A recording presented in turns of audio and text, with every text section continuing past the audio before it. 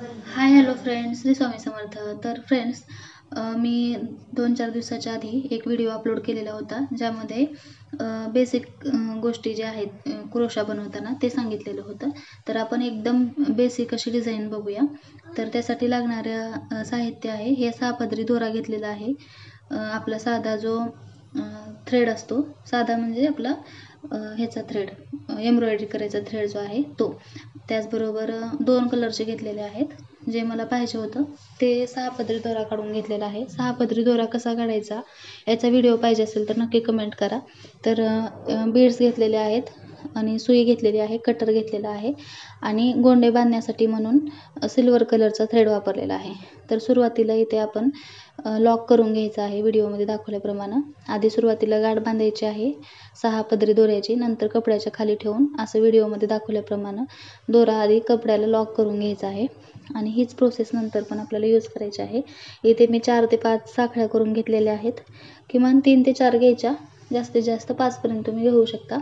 5 कधी घ्यायच्या, जेव्हा जास्त जाडसर गोंडा बनवायचा असतो तेव्हा, आणि आपल्याला मध्यम साईजचा गोंडा बनवायचा असेल तर आपण 3 ते 4 साखळ्या घेऊ शकतो. तर इथे 3-4 साखळ्या घेऊन मी नंतर परत लॉक केलेलं आहे पहिल्यासारखं, बघू शकताय. परत साखळी घेतलेली आहे. असं 2 वेळेस साखळ्या आणि परत बीड असं लावायचा माझा विचार आहे. तर याच्यामध्ये थोडंसं तुम्ही चेंज पण करू शकता. एक बीड, परत साखळी, परत एक बीड, परत एक साखळी असंही करू शकता. तर मी 2 साखळ्या घेतलेल्या आहेत. त्याच्यानंतर आता एक बीड ओवत आहे बघा.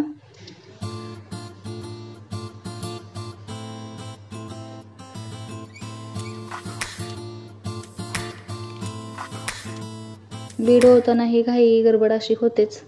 तर नंतर सवय होऊन जाते. बीडला असं लॉक करायचं आहे, म्हणजे परत पुढे कपडा असा आपला गोळा नाही होत बीडला लॉक केलं की.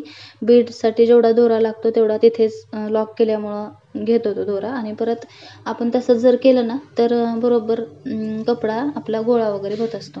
तर मी इथे 2 वेळेस बीड वापरलेले आहे. तर इथे पण परत लॉक करून घेत आहे बीडला आणि मग परत कपड्याला लावत आहे ते. बीडची साईज थोडीशी मोठी असली ना तर सुईमध्ये परत दोरा घ्यायला थोडंसं जड जातं, पण प्रॅक्टिस झाली की बरोबर आपल्याला येतं. तर आता 2 बीड ओवून झालेले आहेत. तर परत आता मी साखळ्या घेत आहे. एकदम सोपी अशी डिझाईन आहे. जे बिगनर्स आहेत त्यांच्यासाठी ही डिझाईन आहे. एखादी साधी साडी असेल तर त्यावरती हे तुम्ही करू शकता. खूप छान दिसते. इथे मी ब्लॅक कलरच्या कपड्यावरती व्हाईट कलरची डिझाईन होती सिल्वर कलरची, त्याच्यासाठी मी हे व्हाईट कलरचे बीड्स वापरलेले आहेत. सहसा जास्त करून आपल्याकडे साड्या गोल्डन कलरच्या बॉर्डर असलेल्या असतात, तर तुम्ही त्या गोल्डनचे बीड्स वापरू शकता. आणि सिल्वर कलरचं जर बॉर्डर असेल तर तुम्ही अशा पद्धतीचे बीड्स वापरू शकता. आपल्या आवडीनुसार, शेवटी आपली आवड महत्त्वाची. आपल्याला काय आवडते ते केलं की बरोबर ते छानही दिसतं. तर तुम्ही तुमच्या आवडीनुसार हे करा.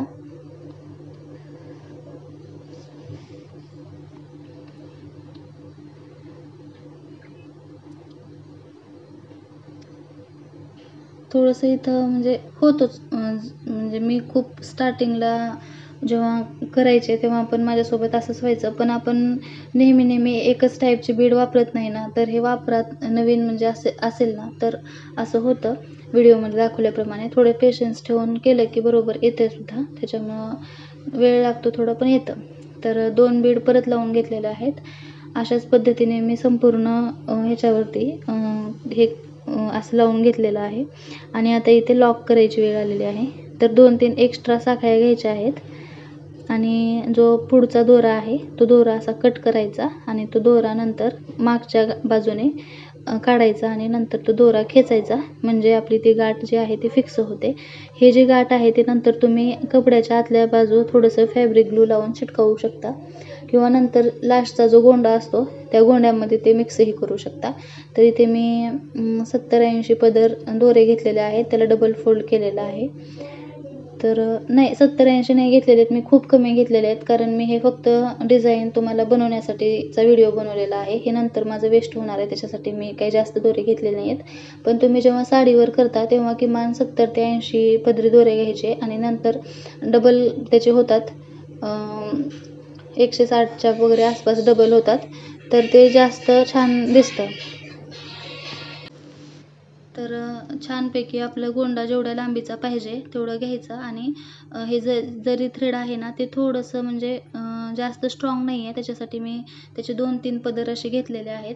आणि जर ह्याच्यामध्ये जर जास्त स्ट्रॉंगवाला पण जरी थ्रेड भेटतो तर ते असेल तर एक पदरी घ्यायचा, एक घ्यायचा असं दोरा आणि त्याला 2 त्याचे टोक एकत्र करून आपण हे असं गोंडा बनवू शकतो. म्हणजे वरच्या साईडनं जे आता मी करते त्याच्यासाठी ते सांगितलं तुम्हाला, की एक पदर घेतलं तरी चालतं, पण इथे दोरा थोडासा नाजूक आहे त्याच्यासाठी मी हे 2-3 पदर घेतलेले आहेत.